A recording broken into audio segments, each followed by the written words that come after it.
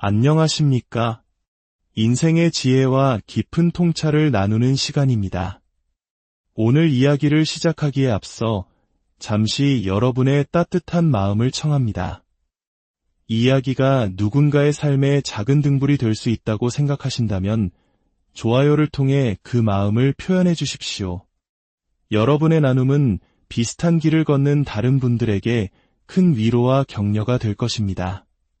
또한 저희 채널을 구독하시면 이처럼 의미 있는 이야기들을 계속해서 만들어 나가는데 큰 힘이 됩니다. 이 지혜를 나누는 여정에 함께 하시는 모든 분들의 삶에 하나님의 은총이 가득하기를 기도합니다. 머나먼 타국 땅, 미국에서 수십 년의 땀과 눈물을 바쳐 이제 황혼의 문턱에 선 우리 동포들에게 매달 우편함에 꽂히는 소셜연금 고지서는 단순한 종이 한 장이 아닙니다. 그것은 지난 세월에 대한 평가서이자 앞으로 살아갈 날들의 무게를 결정하는 저울추와도 같습니다. 하루하루의 생활비를 감당하며 평온을 누릴 수 있을지 아니면 매달 아슬아슬한 줄타기를 해야 할지가 바로 이 연금 수령액에 달려있기 때문입니다. 그래서 월 $3,000라는 숫자는 단순한 금액을 넘어섭니다.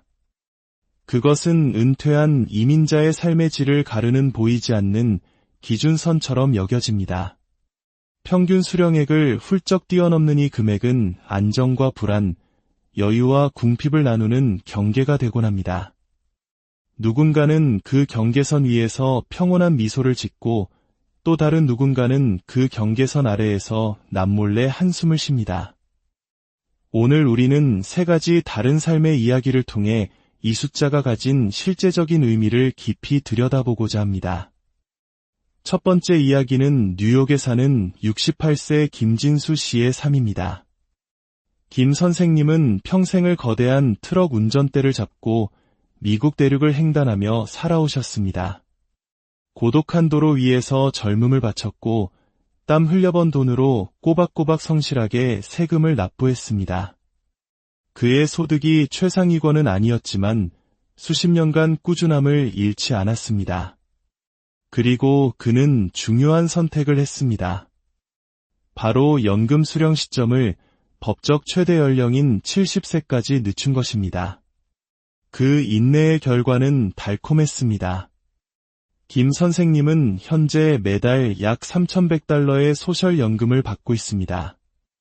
은퇴 전까지만 해도 늘 노후에 대한 막연한 불안감을 안고 살았다는 그는 이제 마음이 한결 가벼워졌다고 말합니다.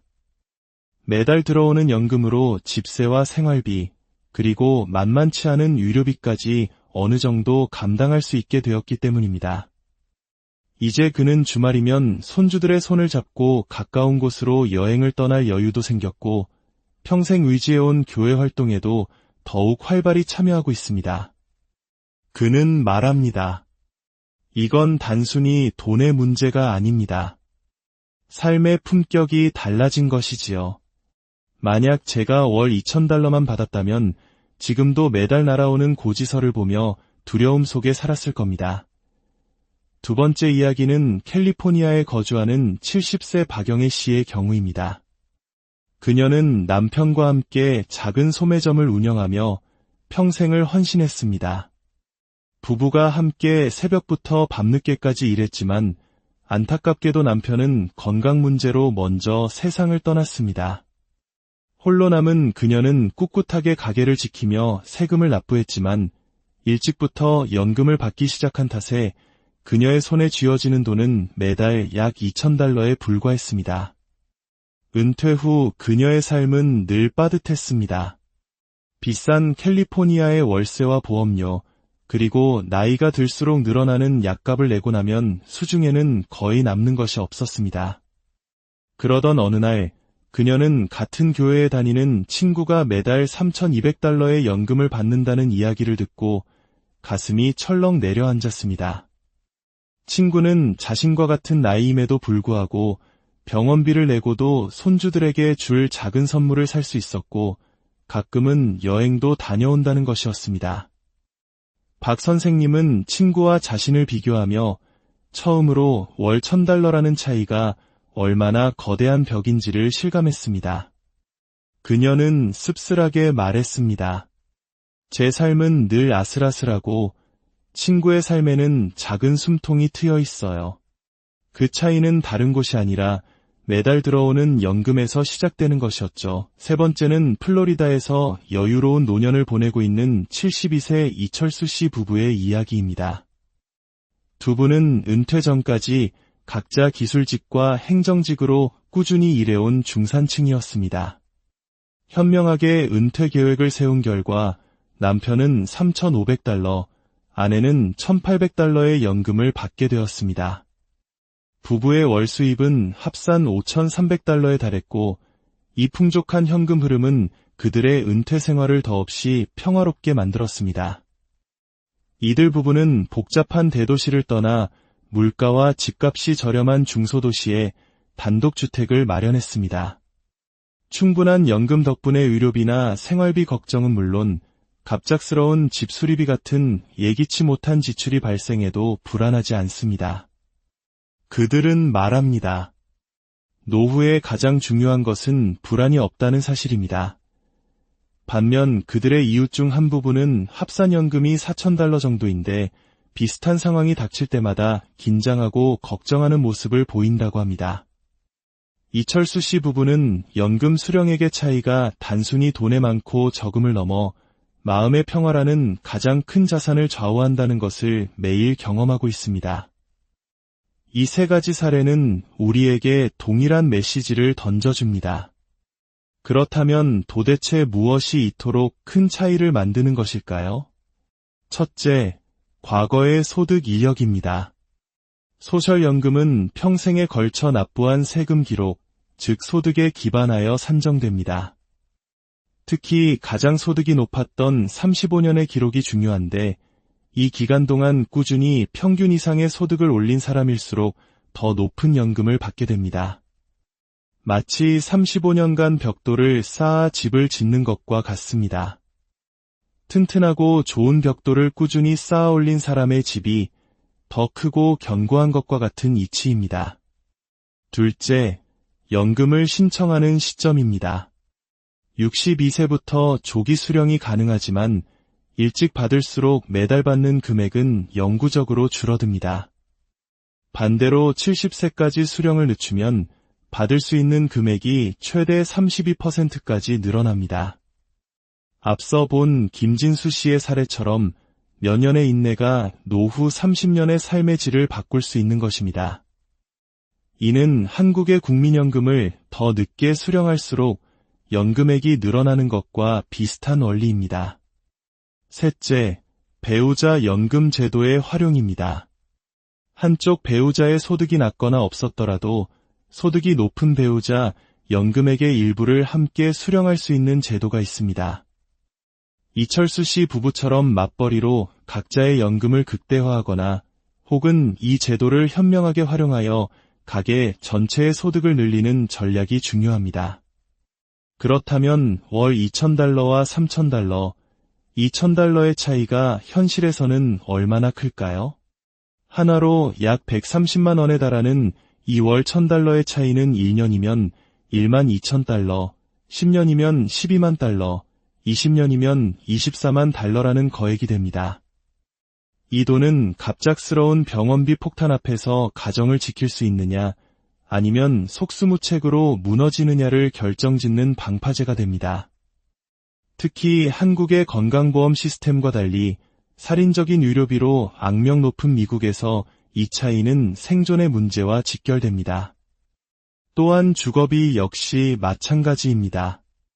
대도시의 월세는 $2,000를 훌쩍 넘기기 일쑤입니다.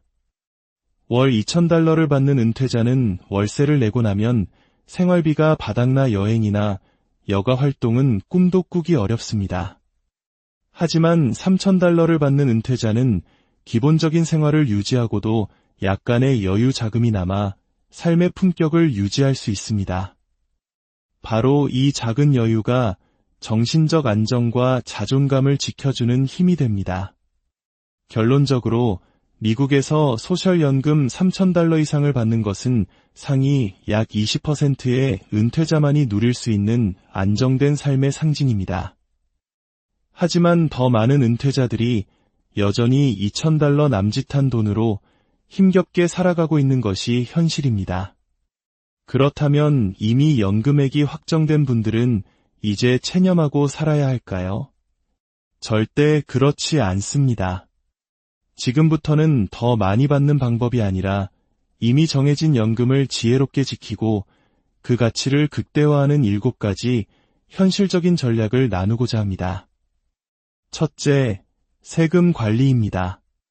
소셜연금 자체는 비과세인 경우가 많지만 401k나 IRA 같은 다른 은퇴 계좌에서 돈을 인출하면 이 소득이 합산되어 연금에까지 세금이 부과될 수 있습니다. 은퇴 계좌 인출 금액을 연도별로 현명하게 조절하여 과세 구간을 낮추고 유료비 공제 등을 최대한 활용하면 손에 쥐는 실질적인 연금액을 늘릴 수 있습니다. 둘째, 유료비 절감입니다. 어떤 메디케어 플랜을 선택하느냐에 따라 매달 나가는 본인 부담금과 약값이 수백 달러까지 차이 날 수 있습니다. 자신의 건강 상태에 맞는 최적의 플랜을 찾고 주 정부나 비영리 단체에서 제공하는 약값 보조 프로그램을 적극적으로 활용해야 합니다. 셋째, 주거비 최적화입니다. 은퇴 후에도 비싼 대도시에 머물기보다 물가가 저렴한 중소도시로 이주하는 것을 고려해 볼 수 있습니다. 혹은 집의 규모를 줄이거나 남는 방을 활용하는 홈세어 프로그램, 주택을 담보로 생활비를 받는 리버스 모기지 등 다양한 방법으로 주거비 부담을 줄여야 합니다. 지출의 가장 큰 부분을 차지하는 주거비 문제를 해결하는 것이 안정된 노후의 핵심입니다. 넷째, 현명한 생활비 관리입니다. 자동차 보험의 시니어 할인을 확인하고 지역사회복지관이나 시니어 센터에서 제공하는 무료 식사나 교통보조 서비스를 적극적으로 활용하십시오. 아끼는 것은 구차한 것이 아니라 정해진 소득 안에서 삶을 지켜내는 가장 확실한 지혜입니다. 다섯째, 소득 보완입니다. 건강이 허락한다면 파트타임으로 가벼운 일을 하거나 자신의 경험을 살려 통역, 번역, 상담 등의 일을 통해 월 몇백 달러의 추가 수입을 얻는 것도 좋은 방법입니다. 이 작은 추가 수입이 삶의 질을 크게 바꿀 수 있습니다. 여섯째, 커뮤니티와의 연대입니다. 은퇴자는 결코 혼자가 아닙니다. 교회, 한인회, 시니어 모임은 단순한 사교의 장을 넘어 실질적인 정보 교류와 도움을 주고받는 안전망이 될 수 있습니다. 어려운 문제가 생겼을 때 개인이 해결하기보다 공동체를 통해 정보를 공유하고 함께 대응하면 훨씬 수월하게 해결할 수 있습니다. 마지막으로 가장 중요한 7번째는 마음의 안정입니다. 연금이 많든 적든 노후의 불안은 누구에게나 찾아옵니다. 그러나 불안에 휩쓸리면 오히려 불필요한 지출을 하게 되고 건강마저 해치게 됩니다. 정해진 연금에 맞춰 계획을 세우고 그 안에서 손주에게 작은 선물을 사주거나 교회 봉사에 참여하는 등 작은 기쁨을 누리며 사는 것이 중요합니다. 삶의 만족도는 통장 잔고가 아니라 마음의 평화에서 비롯됩니다. 오늘 이 이야기를 통해 우리는 한 가지 중요한 사실을 배웁니다. 은퇴자의 삶을 바꾸는 것은 거창한 무언가가 아니라 매달 꾸준히 들어오는 연금액과 그것을 관리하는 지혜에 달려있다는 것입니다. $3,000라는 숫자는 평생의 노력과 선택이 만들어낸 결과물이지만 그 결과에 좌절하거나 안주할 필요는 없습니다. 지키고 관리하는 지혜만 있다면 이미 확정된 연금이라도 훨씬 더 큰 힘을 발휘할 수 있습니다. 오늘의 이야기가 여러분의 삶에 작은 빛과 용기가 되었기를 바랍니다. 여러분의 황혼의 삶이 늘 평안하고 하나님의 크신 축복이 언제나 함께 하시기를 진심으로 기원합니다. 경청해 주셔서